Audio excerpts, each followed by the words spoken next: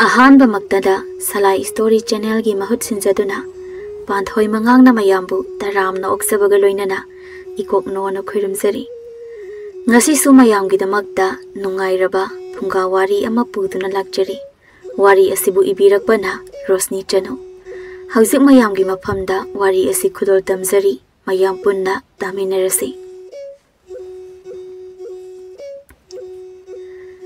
Thoibi Mama Lukrabina yamna wana yoksarakpani Thoibigi mapadi Thoibina piklingai laikhidri Poinugi lawrok matamni Laima law khawri Masi thokpa thoinuna law khawna wari sari laimada Laima Nangdi nasana pilay sabi ama laibani na phaido Law kumlabasu yumda halaga thabak tawram loido Ahigidi isaningol ani khak yawbado Mamit pangba hairakpada mayum panthokredo Aday noy dadana marolama nong he nganbadagi namit taba phause hidak tanido thaktana leirise yomgi thabak pu tawgadra labuk sanaba bu khanagadra sidawra bazani dana se khoidi hoise aigidi isanubi leibanina thabakidi thoina wade adabu ise isaningonna nongma nongmagi mapung phazilakpase laita phomga khangdeda tawrise ahina mama ama oina Magi maning thunghan basungam dredo. Hoise. Ahigidi isana pilay banina thabakidi thoina wadre. Adabu ise. Isaningona nong magi mapung phazilak base. Laida phamga khangdida tawri base. Ahina mama ama oina. Magi maning thunghan basungam dredo. Hai ngai kholaima. Nangi na sanupido. Mamang laikai gi senjau paiba kari ye. Magi kari sanau don haibra. Adugi masanupa matom tiyawbaduga pakhang leisabi oibagi nungshi nei hai nangbu karisu khangdra haiba tadaduga nupa masadugadi yam phai haibu mamai be madudine asawaram khara pambani ko leima thoinogi wado tadamaktai khumbadi khumamde matang asida thoibi mamagi chak thinbalai ima chak purakle chak se hana sathokpiro yare adoida thamo Simate asidania loishalaga sarage chalo nang yumdo mi kanamta leiramaroi sida thamlage adudi ima ai chalai ko ima Thoibi yumda halakpagi lambida khul asigi lawyam saba tomsogi masanapa khaba mingdana tana masaksu yauna pungkha kharaba khaba magi machum chaba khongloi aniga leibadu madu ubada Thoibi kitang sugali aduga as amuk leirini magi khaba haiba pungkha khaba se Thoibi mamai du laithok tuna satke tawi Thoibi nang na uraga thaiduna satke tawri badi karigino ngaiko chatper ngasidi nangi pakhum pirongko ta khaba laikai gi nachal naseda adogumba wakhanda khanbigano ai ta khaba bu ibung amadagi henba wakhal kari su khanba ngamjaroi khaba gi khongloi haining maru manba piktruk pikpa bistak haiduna Thoibi da yengduna ibe ma Thoibi Nang boy ko itaw Nungshi ba mi hai si panadi makuire nang suibe ma hai jai habi matik chok thoye phajai matik yam lu chok thok nu go phajabai se lai thok amuk ta loi hai ba se nang kau do phai go chalo he mi ra haining maru ra su khangda ba nang su mapuning ba khoi sa dana khonggan asi hairam dana Thoibi thaiduna chatki khaba masinda soli hai jai matik asuk pongba nang budi aina Pharaga oirasu aigi oidamsi doe Khabagi wada Thoibina haifet tahauraduna Thoibina khabada mamit phaina yenglei Magi asiguma mi yengsidane aina ngaurise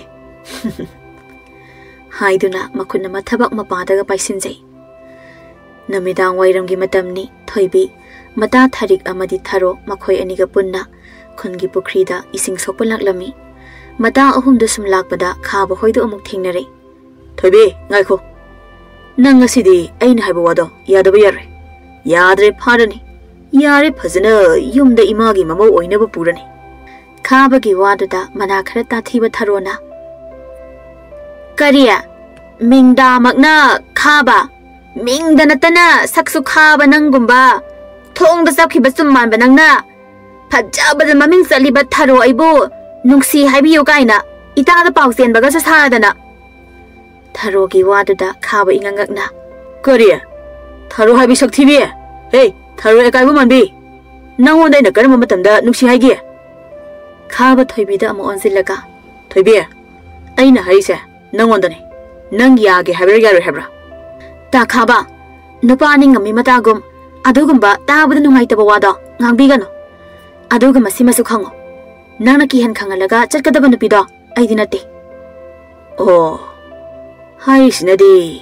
Thokna yam phabagi wani ne. Phai phai. Kanana ngamge habado yingnaba taridana. Tharona amu khabada yam sauna. Kariya nangumbana aibu pharaga lawni kaina.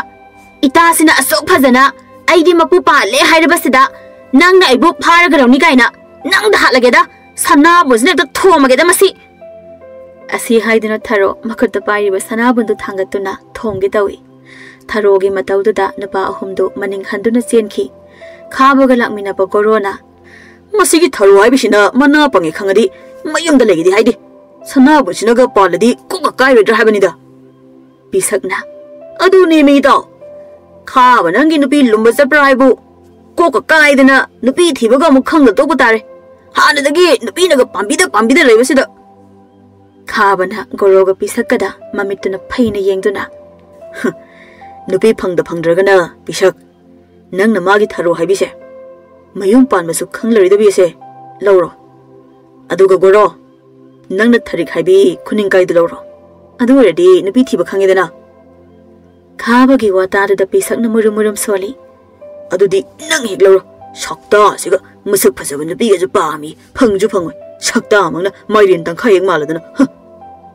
Kariaba phajana hairo tadrine. Nang haidu kai haino. Kaishu haide ai kaishu haide. Thoibido masana yadrasu hekta phasa habanida. Nakal amaromdana Tharo yam sauna. Sakta duga aiba nungsi pami kaina yam birani he aina. Matagi mataudu da tharikta nokmi tauduna mata tanaba maongda kantakna nokmi haireklami. Ita laibak phabi lawyam saba tom saugi masanapa sakta suda wataba ta khabana ita bu nungsi pami hairibase yabikro nang hegado mi aigidi ta khoimu leijai. Mata anigi waridogi marakta Thoibina yare amta taningre tumina chalo nasin singdomta kokangawe hainadaba mi ongnarubagi kharaga tanbaga noi ani na marol lama pangangda ngangi tumina chalo. Mata ani da tumina leikre Thoibina nganglakpaduda asumna mata ahumda ising sokladuna mayum da changnakre nomisa tasinkre Thoibi sak thongli lei masu halaktuna masabu kaurei. Ibema hoi bema ima hale kai lege nangbo ima ai zakhumda leye. Leima masagi manakta sanglaktuna phammi aduga masada ngahak munna yengduna lei. Ngahak yenglaba matungda wangang bahurei. Imagi bema ima wa hange sengna khumu walot kanu imada. Ima isa khak leibada isana walot labadi karamna leiminagani. Mamagi wadu tabada Thoibi mamada ingangakna yengduna. Kari wano ima hango. Karigi nasana imada walotuino. Hayo. Nanga mamang lekagi tada sanautongi masanu pa manglemga. Khangnei haina mina hainari basi sumbra. Sengna hayo. Mamana hangliba wada Thoibi khumbangamda mamada su yengbangamda tumin lemai tu yengduna lei. Masagi mataudu ubada lei matapna masada wa makhatare. Hayo ikaigano. Ima isawa tathau tasin tawgadabani. Nangna wa lotlabadi karam gwa tanaba yagani. Thoibi mamadadi yengbangamda itaptapna. Hoi ima. Damanglemga ega khangnei haibada. Chumme. Masagi wadu tabada leima sor ama sangna hondoktuna wa makhatari. Yengoi imagi bema. Aikhoidi nongmagi chara tanduna hinglibanido. Migina sel paibada maming chatlibani.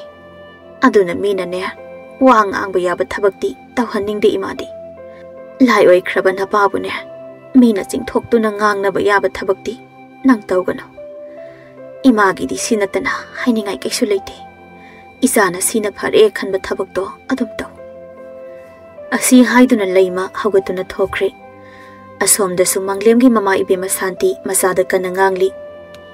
aina hairibasini ko haibidi hainu ko nang nupido yumsida hek pusilakpada aina kari toge haidu yengu nang magi nupigi wadu tabada sanutona taningde ko mama aibu wayam nang hanganu ko ho ngangdaba moi mapadi ngangdana adum lairo nanai nubina sinjari base tungi khalaga ne magi nupigi mataududa wangang batalladuna hawgatuna thokri nongma hauki santi mahakna thoibi bu pamdabadi nongma gi hentilei mayumda isau langbadagi hendoktana lekai mida wari saba thoibi gi phattaba maramda wangang basu kaya amani nongmasu sanatumbi gi patphamda santina isi nangbo mama masa sangdana phabiri ni haiba isa apangbado haujiktine nupidogi waga amatta ngangba yade isa duna misang sangliba laimanabo adum hek tawramgadrane thaza khidreda santi nangna haido isidi masa nupido su yam phabanida ing tapadana thabaknaga phariba laikai sida masa warakpada ibema thoibigi matau tamjau hainaribani ne nangbo Sanatombi wadu santi kharadi sauningba phawi adubu magidi thengnaba mi khudingda thoibigi maramda phattaba haijinba haibasa magi mathauni maramdi thoibi bu laire lukhrabi masani haina mama oiba pamde santi sanatombi de yengduna wa makhatari kadai dagi wano daise ho mapan thongi ne hainau amunba manungda tin changbabu kanana uge ne Santi gi wadu tabada sanatombi na asumna khali sakda siga ngang thore isiga kari thokse na tawrino mi gi pot pham sida pot leiba sunatana phamjin duna mi wa ngang dana leire mana phamjin dana leirabani na pot ka se kana matan leiba sanglatre base masi khanduna sanatombi majinna thokna hairi ibe ma santi na mesi sumayum sanghi dawre aise yumda sanglage tawba hawgat piradra Sanatombi wata sida santi kitang saurakuna isegi wata sidi aibu tanbagi wani ne tanbagi wana tine bema mina pot phamse loisilage yumda sanglage haibasibu kayam kairage nangna duk sauri dubo Sanatombi wadu da santi sauna isegi sidi aibu phong hekta taline ho pot phamsibu nangi daro nangwandagi leidrabasu yai asi haiduna santi phuk hawgatuna mapi kanduna chatpa hauki chatpa haukraba santi butana ba haiduna sanatombi magi potphamdagi hekta lauthare ho ibema leibinu nang da sangbira ano nang na phamjinduna leirabani na pot leiba miga ama ta sanglaktre kari thokse na sakta sidi somdana santi lambi satna masindusu murum sonba lepte kari surektabi lukhrabi masa amagi maramna aibu mina asok laksakhiba aibu kari sulaitana nganglapa khangni hayeng de yokhisanu santi iti khangange somdana khongi pukhina kanda leiba lambang masi amada manglem amadi thoibi phamduna wari sari thoibi manglem da yengbadi ngamda madu lukthaduna ai su khange ta manglem na aibu thamoi sekna nuksi haiba adubu ta manglem ki imana aibu mamau aibu pamde haibasu ai khange karamna di pamgani lairbi lukhrabi masani aidi nongmagi chara tanduna tona hinglibi aibu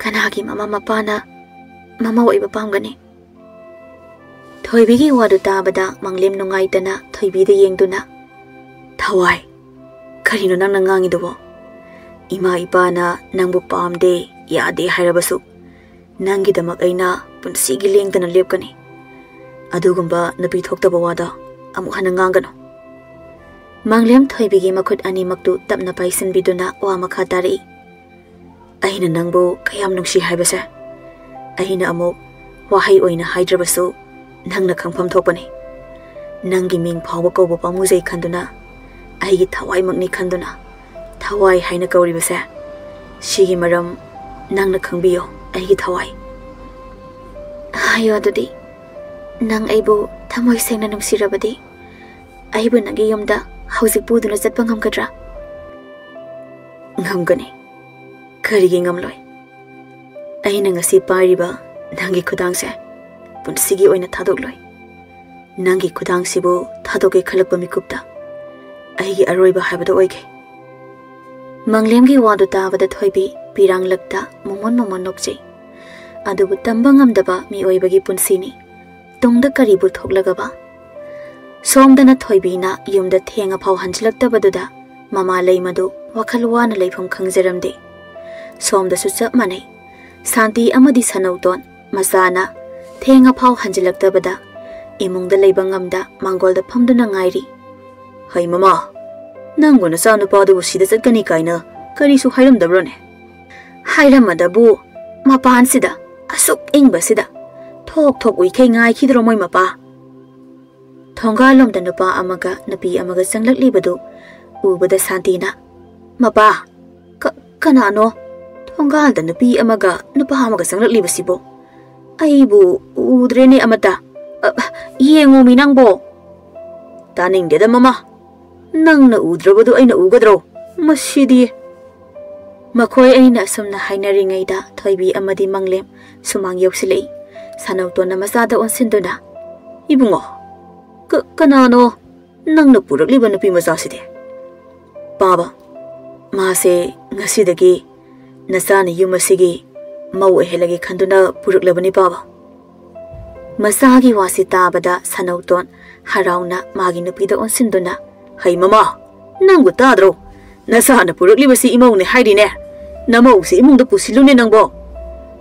Mapurebana haibaga tada santi madi thoibida mamit khana yenglamduna imungda sahum naina changki. Magi nupigi mataududa ngasida yumsida lakliba mamau asina nungai khiroi khanduna sanautona ibema karisu khalunuko nama sei ngasaidagi masanapa halakte haidana sauribani. Ibungo chango imau si imungda pusinbiro. Mathangi namitni haidopa chaluba halsingsu halaktuna napi mayumna ngana thinbiro o haiduna tamlare. Adubu hauzik phauba santidi wa machet amata ngangde. Mau yengba lakliba laikagi mache mandol singna mamau masak phajai hairabasu ma nokphetamak tawi wa oinadi khumde. Asum haukhibana mau thinbagi matam yausilaktuna manem oiribi mana mamaubu yumsigi lagi ka oiribaduda pusilaktuna laining thosana mahibu khurum hali. Lai khuramba loiraba matungda thoibi tamna thoke tawada manemna mamogi khudang ta phaduna asaubu khonthokta khondi kandana hairuklami. Karigumba nangna yumsida mau aina hek luhongduna laklaba nangbo aina hatkani nangda natana nama lukhrabidasu aina mi nektuna hatkani. Karigumba aina hariba wasigi mayokta nangna luhonglaklaba nang amadi namagi punsi mikoktuda loire habase kaugano. Aduga aina hariba wase nang nakong ani surakpa yaroi hek suraklaba aina kidawke aduga amana nangna nayum hek yobaga nasana yade haina khumgadabane yari tho. Thoibi wa sungang bangamda makhong thangba sungamda nungsiba magi makada leirani khanjaruba arembada tarido masagi di kari su khalludre wazarabi magi da makhanbada kari tawgadabano haiba khangdre. Thoibi na sum leptuna leiba aduda santina thokri yari nasaktu yeningden he nangna pamba sel kayano apige aduga nang yumsida mau aina lakpadi sumya yari khangaba.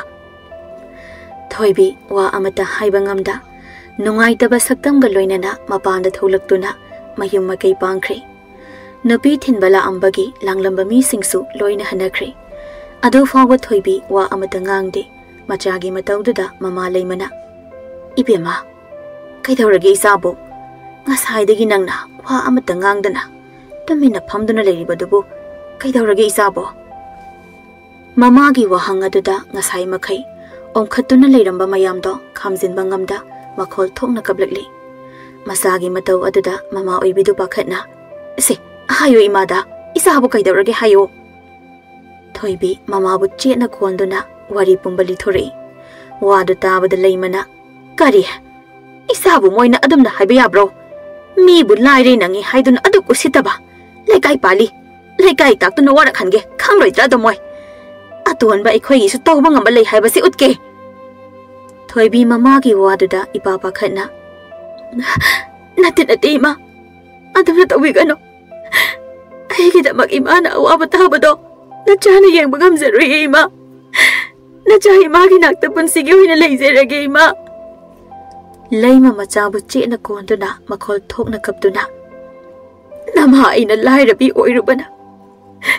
Mina isabu asamna nganghanbane. Gasigi taibang sida. Ai mukmatik chadabi mama asibu leiram khikadro. Adamna habiga no ima. Nangkina chahoina poksaba. Ai muk laibak phabi machadi. Gasigi taibang sida leiram maroi. Mapok kudingda. Nangkina chahoina poksagi ko ima.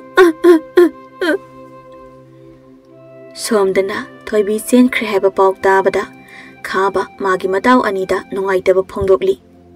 Yengonita. Aibuna laikai ibungni haiga. Mana manglem da chen khiba. Ai yam pende haisini. Gorona. Yari sita. Nupi ma khaktaro. Mangondagi henbem thira loire. Nongma hauki thoibi madi chagani thakani haiba khangdre. Machi ungduna kaptuna leire. Somda so adumangai. Nupi mayumna kariso hairaktrabada manglem leifam khangda. Mama mapada luhongbagi wa hawdokpa chatlu haina angang macha amagum ningai tawri. Machagi ningai da khangba ngamda sanawton ahal ani pugduna nupi mayumda chatlami. Adubu nupi mayumdagi nupi masana yadre hairapadu tabada sanawton sauna mayumda halai. Mayum yaurabada masabu laktana kauri. Manglem! Hai! Manglem haiba san huran ba manba! Nang thoro! Nang ngasidi aina! Nakong na khula ma thudik bige. Ai bumi su usita nang lakpa. Mapagi khuka da manglem imungdagi pakhana thoglei. Santi su mapuroi bagi makhol tabada imungdagi thoglei. Kari no moi mapa. Nupi mayumda wa lepnani haina zakhraga aduk sauna hanbirei sibu. Nupi mayumdagi kari haira age ba. Sanauton magi nupi na hanglibaga du khumda masada onsinduna yamna sauna. Hai! Mama mapa ikai ba nangna ba pokkumasa. Karigino, nang na nupido masana yadana pharibade. Mapagi wadada manglem ingangakna. Kaino baba na haibiribaduba. Ivani isa yanaduna chilaklibane. Magpurebana makhataba nangdringai machagi wa marak thattuna. Aina haidro, nahana haidraba aina. Yamna tawba ngamba nupini haidana. Matamdudadi napana sana aibo aranba tahankhiba natro. Hauziti kai sare. Aina haibaduda pop taramani ne. Santi masanda amon senduna. Yengoi imagi bunga. Isasidi karisu khalunu. Nupi bu mataro. Isagi di imana matik sabi imaw amathiduna. Magi mamangda chaw na luhongbini. Hai mama. Matang yam sade ko nangi wado. Manglemwa amata hairamda tamin imungda changki. Santi madi magi ningba thungle khanduna nokmi lehauri. Manglem madi thoibina masana yade hairakpadu tabada. Ikaiba, sauningba, nungaitaba, punna punsinkhiduna. Masamaki kada, thauri yanduna sizarami. Santi madi haraubana, machagi wakhanga khaludre. Mana pamzaba, mamau amathiduna, luhonge khanduna. Nungaibu wakhal kaya khanduna leiri. Matamna sum haukhibana, namidang wairam oirakle. Masana ngasai ayuktagi kada changkhibadagi tholaktabaduda. Sanauton, masagi katamna lakli. Ibungo, tabo nangbo. Nupana bodum tawbo hongnade. Thonga se hanguse. Asi haiduna masagi kagi thongdu illuba matamda. Thongdu dilolamdri. Sanauton, masabu kauge tawbada masagi oiramliba matawdu ubada. Sanauton pakhatna magi nupibu kaurei. Hai mama! Nangbu tabran hai! Nangbu kaida lege hai! Ibungo, karino nang tawramliba sibo! Ipahadi pen kidreda ko. Mapurai bana kappalau bagi khonjel du tabada chakhom da chak thongduna leirambi Santi pakhatna masagi ka tamna chilei masagi ka yorakpada oiramliba phibam duda wangang bangamda leimaida wakhal mangduna haithaki sanauton tawriba matau sida tawpham khangda makhol thokna kapai sanauton na kapakpagi makhol tabada yumthangnabada leiba mi oi khara changlaktuna nupi kharana Santibu wakhal laknaba laknari nupa naha khara tawduna manglemgi haksangbu lokthaduna mathau mangam pangthokpikre mathangi numitni Manglem leitre haiba pauk tabada thoibi khangba ngamda Manglem hoigi yum tamna chelaktuna sumangda leplari thoibi bu ubada santi sauna thoibi gi nakta changsilaktuna nang mafam asida kaidau laklibano nang na maram oiduna ai busu isaga kaina haledana nang pelo bana tro chakrajalo nang mafam asida amukana khongon tarakano nang asi haiduna thoibi bu mangak paiduna thongal tamna ilei thoibi masado chada thaktaba kuibagi shonbagi ngakpa ngamda laimaida uptuna tusili machagi matungda tanarakhiba mamana machabu hawatpiduna ibema sopra isa sopro asi haiduna masabu hawatpi aduga laima sandida onsinduna ise ngammi matagum isi hana isada tawriba mayamasi kharadi hele karigi henba Nasana pi hingsabi ahenba pambi nasa asigi maramna isa adu ngasidi matang matam sadana mama mabai koi bu thadok to sakredana madudi aigi isagi maram nati isena ahenba pamduna isabu mama gi wasi loidringai da thoibina ima chalasi law ima asi haiduna thoibina mama bu jingduna purai matamgi khongsatna leptana chatpana Thabum ahum haujinkre adubu thoibi madinga sisu mangle magi wakhanda angawbi amagum chagani thakani haiba kauduna leli nongmagi namitti thoibi mata anina namduna khongi pukrida ising sopa puthokpirei sumlakpada thoibi madi laimaida yengduna chatpana khanghauda nupa amada thingzilami nupa aduna sopra uhodre sopra Thoibi mamai do phat haigatuna suklamna nupadu do onsinduna sokte matungda de lambi chatpada yenga chapiyo asi haiduna thoibi di haugatuna mata aniga chatkre nupadu di masi lengda mitpham su hongda tumin lei hawi nupadu ga lakminaba matang mani thoina itaw sanahal kaino toridubo chasilause thinga kansida Asi haiduna mani thoina mataw sanahalgi makhut paiduna chingi ngai khoi lake chinganu tapna dum lake ba asi haiduna mataw anido chatkhre nongma hauki sanahal madi thoibi urubadagi pungaw ngaw khiduna nungti namit khudingi thoibi hoigi lekai da laktuna thoibi gi maramda thiba hangbale pamde nongmadi sanahando sanatumbi gi potphamda laktuna ine aide Thoibibu thamoi sekna nungsiure aduna mabu lawrage hain lebe mana oining boirabasu aidi mabu nungsigine ibungo phagraba angangni manglem haribadu ganya nungsina zagraba masa su yana raga cheli hai aduga karam tawribano khangde mayum yawraklaga thoibina masana yade haina khumlaklibase magi kari aningba leibano khangde adubu manglemgi mamanadi mahabu mamau oiba yamna pamdabani Khangre marai bak thiba haiduni asomdana mani thoi sanahan bu kau duna sanahan gi yumda lakli itaw itaw sanal kanasu khumlakta badada mani thoi murum soli kori nung asai de kori shi kanam khumdi shibo loi shir zalo moi mamam sa jibo mani thoi na murum solingai sanahan gi mama ibe malata imungdagi tholaktuna Haima, isa mani thoi oire. Natau di leite ne. Natau na di nanga thaba ama chatkani hairamida. Aduga nangna karomdagi no. Latagi waduda mani thoi murum soli. Chalamani. Magi thamoi huran bidugi manakta chalamani. Mani thoi na murum soli badu taraduna latana. Mani thoi. Kaidaure haibano. Kanana kanagi kari huralino ne. Imada siengna hayune nangbo. Adugane mani thoi ima si ahal oirabani ko nangna ne natauda khara hayu ima se imaugi seba ka du pamene noibo adugi wadi kuero ima kanna itauna nupi ma koiribani masana budi yadaba kari kanano ne aigi isana nungsi haibada yadribadubo kayamuk yamna matik magul leibino ne kari lamdagino kanagi masano mana kari maramgino isada yadribadubo Hayo mani thoi ima tage ima thangnaba khulsidaini Mamingna Thoibi Kobani. Masak today yam faze. Moigi lekai the hang with the so yam na pay with the high. Aduda ima Aduda Kaidoraba. Mani Toinang Makata Unia. Aduda ima Nupido. Atopa Nupa the Hana, Chielu Boiba.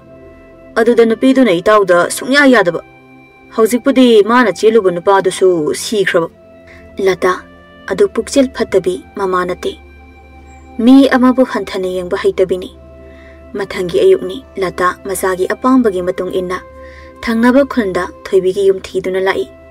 Toibigi Tongan Changlakpadagi Haure, Latana, Momon Nokpa. Lady Basumang to the Liptuna, Lomdo on Sindana Kawi. Sibu, me lay bro. Kana legi Sibo. Laymana. Kana. Sibu, Ibiama Toibigi. Mani, Kakapiro. Sita Pambio. Kaitak Bigadaba. Lata Tariva Pak Adada, Damna Pamtaduna, Wari Hori. Chahi Sibu. Aibura, Yankaini Toy Suzari. Oh, Adudi Aina Karahale, Aini Yankai Mangasuri. Inao Haini Hector Kogeko. Hoyani. Isa Hangabu, Karimatangi Oirabano, Hector Haibio. Sumdauba, I say, Tangnaba Kundagini. I giving Lata Kawi. Aigi Sanapa Amakak lazy.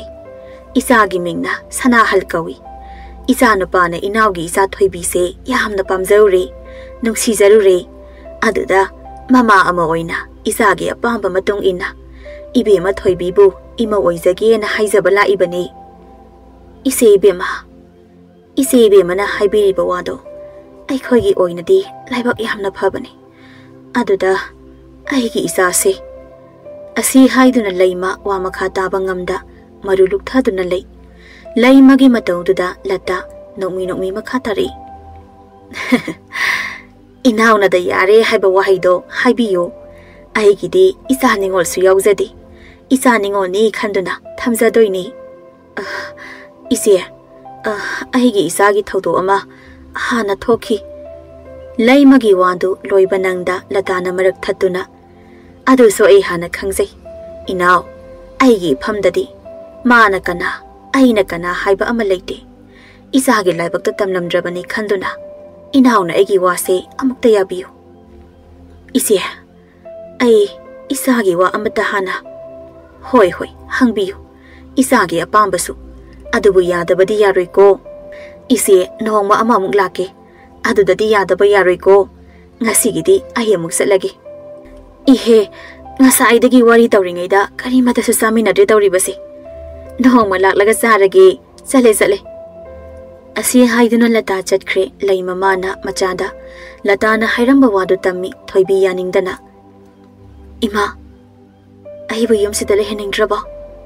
Hai angaubi, Karigi imana isabu, yum sidale hening waidoino. Yengoi, Imagi bema.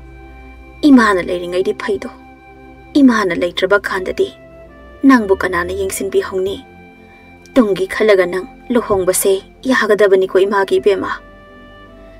Toibi, Mamana Magi Wazaba Mataudu Uraga, Lohong Badu Yaning Drabasu, Lohong Badatarami. Madam Karaleraga, Toibi Amadi Sanahal, Lohong Lami. Toibi, Yongi Mau Amagi Matau, Chapchana Kangna Tause. Toibigi Matauda, Manem Ibimalatana Kanjay. Ahigi Imoksimuk Paba Maudi, Lairamoy, Hausaki Matamda, Manem Aibu, Apopi Mama Magni Kana Seba Tauzaba, Mapure Bubulai Magni Kanduna Seba Tauzaba. Migi Kandabi, Nungayay Pabata Pambi, Kalak Jaubi, Asaw Aram Kabi Santi Madi, Machakaina Maisakna, Mapunsi Supa, Nungayba Karino Kangdana Lemki, Adubu Lanzadabi Toibi Madi. Manem Amadi, Mapurebagi Minungsi Makada, Nungaina Leki.